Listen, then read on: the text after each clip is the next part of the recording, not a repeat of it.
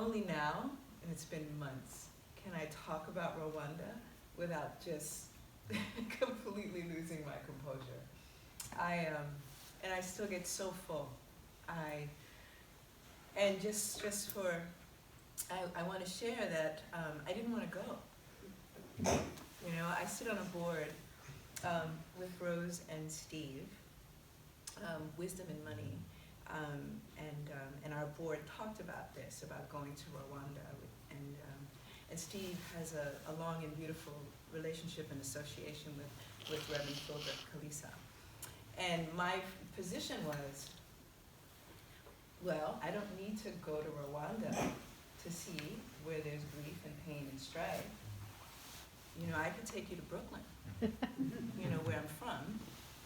I could take you down south, you know, to some of the poorest communities where some of the most horrific things happen, particularly to Black women and girls daily. Like, I don't need to go to Rwanda. That was my position.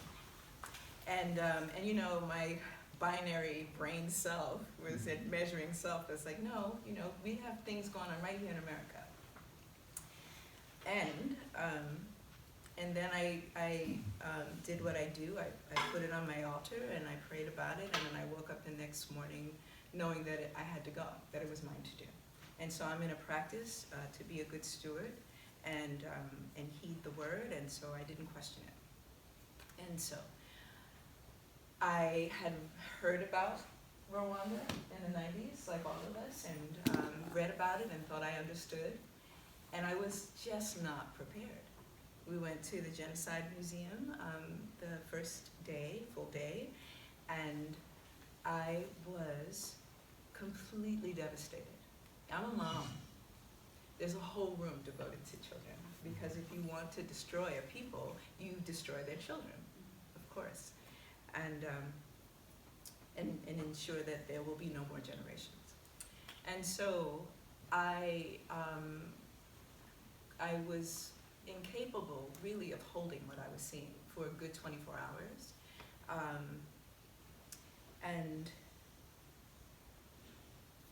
then the day of the retreat, when the attendees started to come in, and I met the folk who had actually lived through it, and felt the energy and felt the relationships, I really short-circuited to that. Like, I couldn't believe it. You know, it was so incredible, the joy and the love and the camaraderie and the sense of family and the real commitment to be in this practice of healing and of reconciliation. And I thought I understood what reconciliation meant. And to say that my life is changed is such a, it feels like such a small sentence, like profoundly, I'm different. And I received a transmission in Rwanda that I'm still trying to understand. And I do work in the world, I do healing work in the world, and I work with circles of folk, and particularly young folk.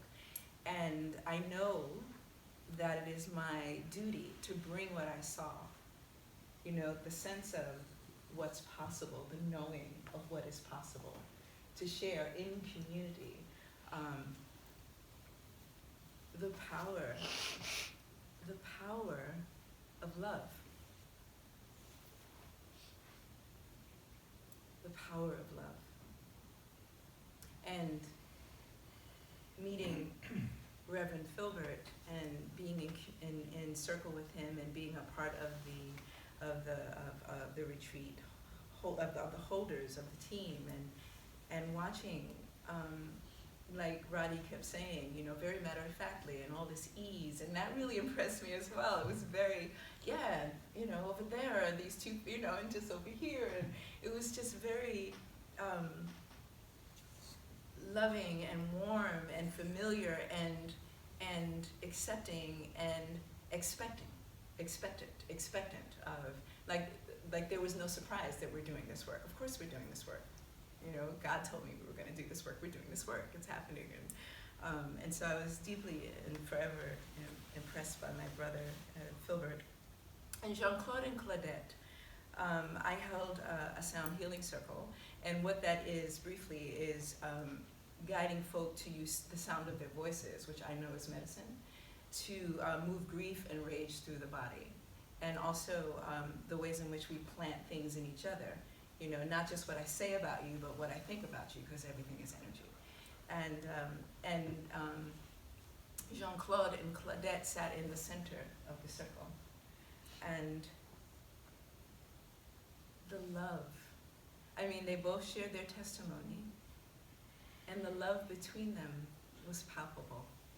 And I stood in between the energy and I just felt it in my body. And Claudette did share that it took some time. You know, when she saw Jean-Claude approaching her door the first time, she closed her blinds and pretended she wasn't at home. And he was persistent. He was persistent. And gradually, and with the help and support of Reach, she was able to receive him and talk to him.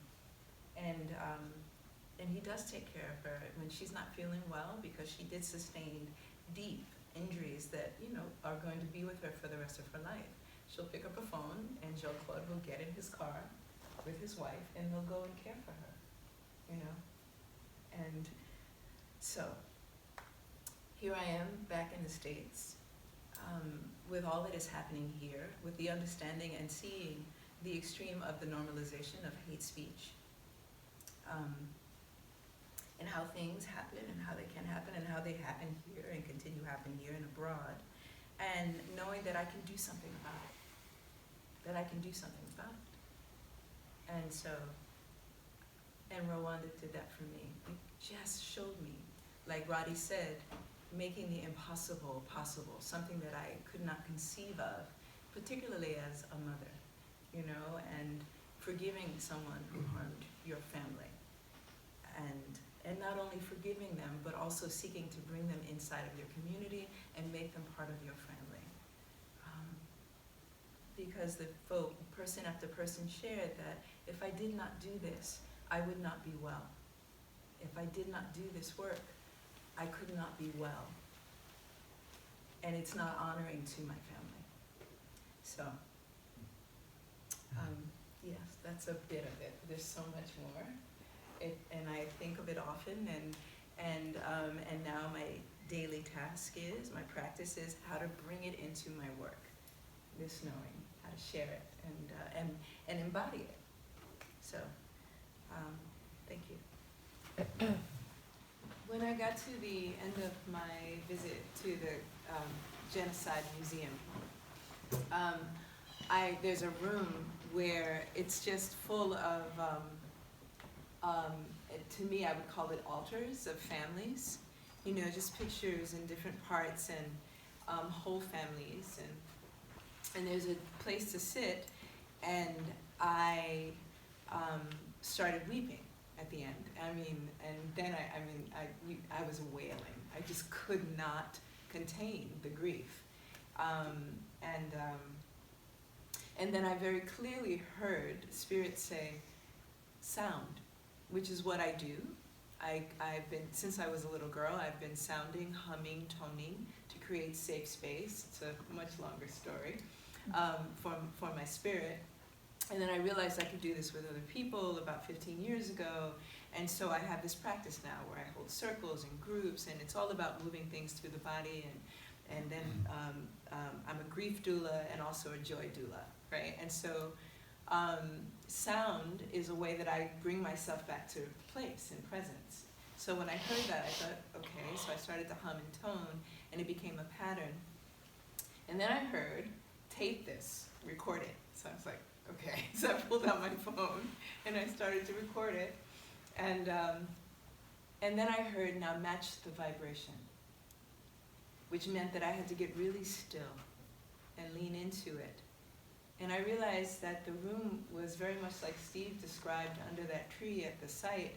There was a lightness, there was a joy in the room. And again, I could not quite, mentally I couldn't embrace it, but my body could embrace it in my spirit. And then, and so I had to raise my energetic.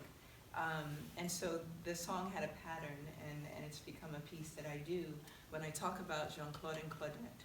And I also have a picture of them. If you all would like to see, at the end, I'll just pull it up on my phone. when we're done, come touch hands with me, and if you want to see them. And so Roddy's just gonna play with me, and it's just a piece of the song that we want to share. But my sense of it was, when I did feel my spirit lifting to match the vibration in the room, that the work of reconciliation and practice and the love work is why the energy is so buoyant. And the other thing that I understood was my resistance, my initial resistance to go, because I was like, I'm over here doing this work, and Rwanda's all the way over there. When I left Rwanda, I had a deeper sense of oneness, and healing work anywhere is healing work everywhere. And and not in some trite way that you can say, but really in the understanding of it, like, oh no, this is real, because this work has touched my life, and now my work, and so on and so on and so on. It's that gorgeous webbing of oneness that I really got to witness. So.